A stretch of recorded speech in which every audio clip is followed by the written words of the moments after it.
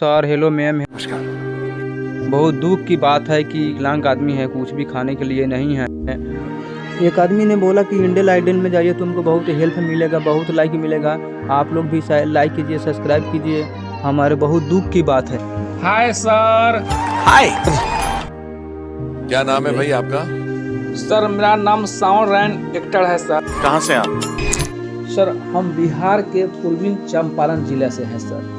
क्या बताएं सर, मैं क्या बताऊं सर अपनी मजबूरी सर। हम लोग दो भाई हैं सर। एक भाई मेरा विकलांग है सर, यानी कि दिव्यांग है सर, और हम हैं सर। और मेरे माता पिता भी है सर घर पर सर। हमारा माता पिता सर किसान है सर, काम करते हैं खेतों में सर, किसी और का खेत लेकर सर काम करते हैं, उसमें हम लोग भी काम करते थे। और मेरा जो विकलांग भाई वो तो काम करता नहीं है, वो घर पर रहता है सर। तो फिर मेरा पापा जी बोला कि अरे तुम इतना अच्छा गाना गाते हो, क्यों नहीं तुम इंडियन आइडल में जाकर तुम थोड़ा ट्राई करते। तो सर आप लोग जानते हैं सर, मेरी माँ को पसंद नहीं था कि मैं घर छोड़कर मैं कहीं जाऊँ। तो फिर मैं अपने माँ को समझाया, तो मेरी माँ बोला ठीक है, अगर तुम चाह रहे हो तो जाओ इंडियन आइडल में, और तुम्हारा मन है तो जाओ।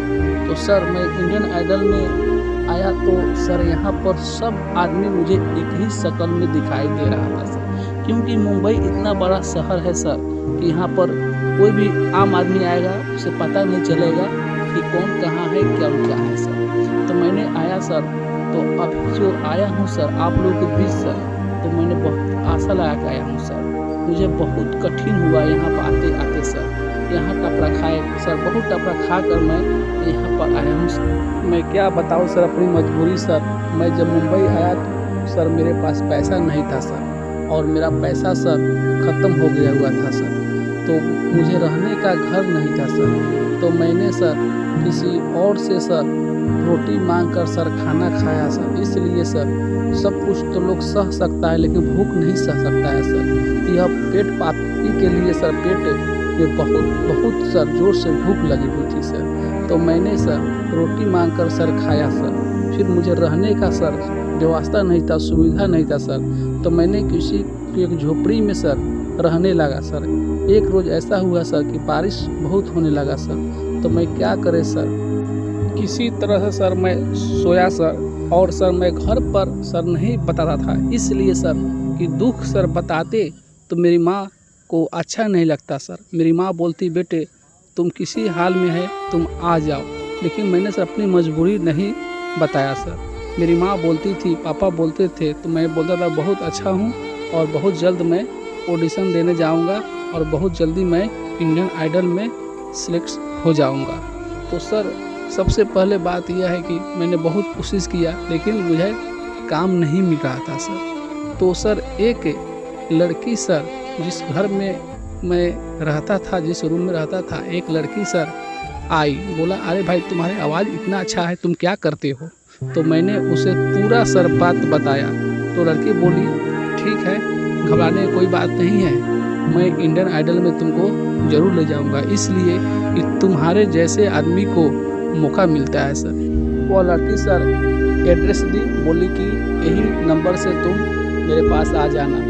तो सर मैंने उस एड्रेस पर सर उसका घर पर गया, और वह बोला कि मैं एक ही शर्त पर मैं तुमको काम दूंगा, या तुमको मैं बुला कर ले जाऊंगा। तो मैंने बोला कि बोलिए मैडम तुम क्या शर्त है तुम्हारा? तो बोली कि तुमको हमसे प्यार करना होगा। तो सर मैंने सुनकर सर मुझे अच्छा नहीं लगा। बोले मैडम मैं कहाँ गरीब आदमी और तुम कहाँ महल में रहने वाले, कैसे हो सकता है? तो बोला कि नहीं, मैं तुमसे प्यार करूँगा और तुम मुझसे भी प्यार करो तो मैं तुम्हारा काम दूंगा। तो सर मुझे तो काम करने का बहुत जुनून था सर, मेरा इंडियन आइडल में जाना बहुत ज़रूरी।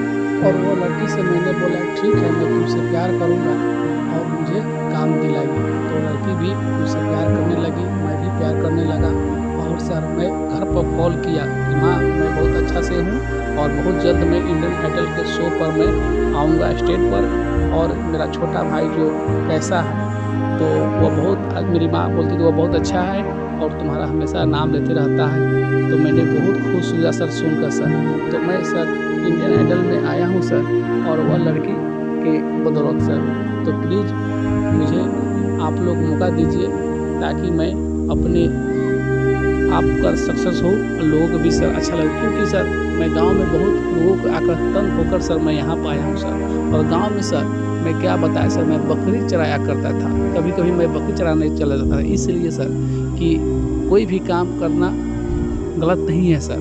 तो मैं बकरी चराया करता था, तो वहीं पर गाना गाता था, तो वहीं पर लोग सब बोलते थे अरे भाई अच्छा से जाओ, तुम बहुत अच्छा गाना गाते हो, तो सर प्लीज़ मैं आया हूँ आप लोगों के बीच, तो सर मुझे मौका दीजिए सर, ताकि मैं अच्छा से मैं गा दूँ और आप लोग अच्छा से सपोर्ट करेंगे तो मैं घर जाऊँगा तो मेरी माँ बहुत खुश होगी सर, और मेरा विकलांग भाई भी सर मैं उसको बुलाऊँगा सर, इसलिए कि वो भी बहुत अच्छा गाना गाता है सर।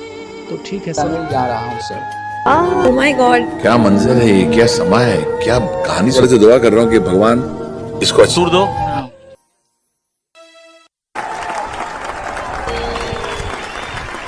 ऐसा इतना अच्छा कैसे गा सकता है। मुझे ना सच में ऐसा लगता है कि जब मैं ऐसे रियलिटी शोज पे आती हूँ, इतना टैलेंट देखते हैं हम, और आप तो मतलब मैं कुछ बोल नहीं सकती हूँ, I don't think I am capable. ये संगीत कहाँ सीखा, कैसे सीखा, कौन सी गलियों में, क्या तुम्हारी आवाज में प्यूरिटी है, क्या सादगी है, क्या मासूमियत है, कुछ ऐसी झलकियां है तुम्हारी आवाज में जो इस हिंदुस्तान को हिला देंगी। और मैं मेरा दावा है, कौन इंडियन आइडल बनेगा पता नहीं, लेकिन इंडियन आइडल 11 तो बन चुका है तुम्हारी आवाज।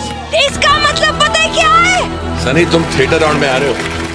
For more updates, subscribe to our channel, click the show links and enjoy watching